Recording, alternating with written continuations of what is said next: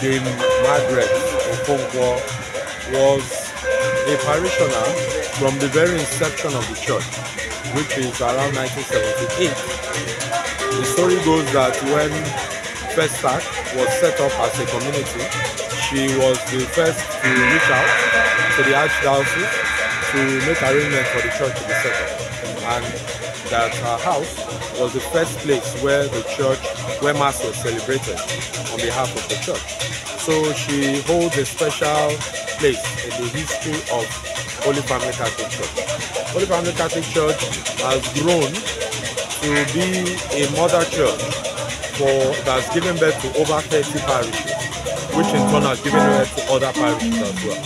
So the good work that she did in 1978 up till her death, she was an active parishioner. I've been a parish priest there for about 5 years, and the 5 years I've known her, she has always been a committed, hard-working parishioner. She was involved at the parish level, and not just at the parish level, the deanery, the Archdiocese, where the Pope even gave her a papal benediction. That's why she's called Dame Margaret Okonkwo. She's a Dame of the Holy Roman Catholic Church, in recognition of the hard work and her commitment of her time, her treasure, and her talent to the growth of the church. So today, as we lay her to rest, to Mother Earth, we thank God for her life, especially for who she was to us as individuals and as a parish. We have brought her back home to our home diocese in Ogwashi-Uku, the Seluku diocese in Delta State, back home to Mother Earth. And we come to thank God for who she was, and we remember her as a community, as a parish. And above all, we learn from her life the legacy of good work, of good example, of virtue, of commitment, of love as a wife, as a mother, as a Catholic, as a parishioner. She was top-notch, she was exceptional, and we continue to celebrate her, and we pray for her that she will find eternal rest in the tent of eternity. Thank you.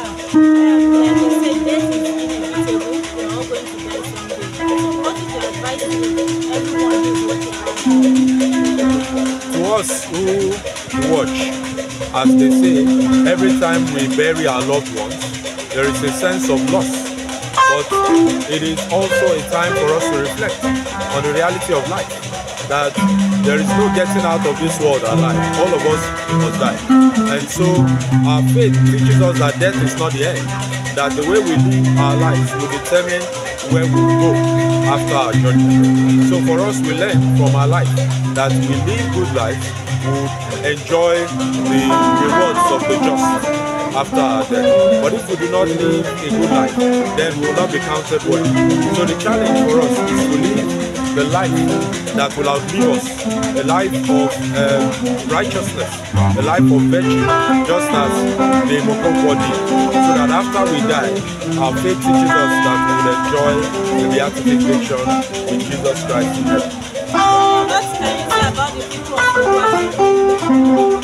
Well, this is my first time, so to speak, well, my second time in Ogwashi-Uku, and it's a peaceful, quiet community of people who have dedicated themselves to the growth of society, people who love one another, and people who cherish their traditions as well. Since yesterday, when the cultural activities have started, they have tried to keep to every tradition. This morning, the body was taken to the homestead, to her father's house, to her mother's house, before bringing her home to her family. So I believe that they are people of culture, they are people of tradition, and also they are people who love God. And I want to commend the peaceful nature of the burial ceremony so far. And I pray that God will continue to keep this community in its peace, in unity, and progress in every area of the community. Thank you very much.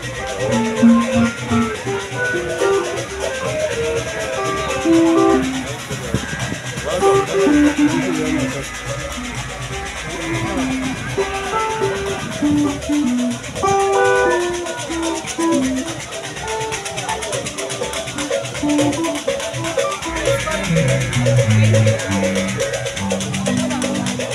Who next? Sister and a brother. Okay. Can remove this one. Okay, no need. It's not.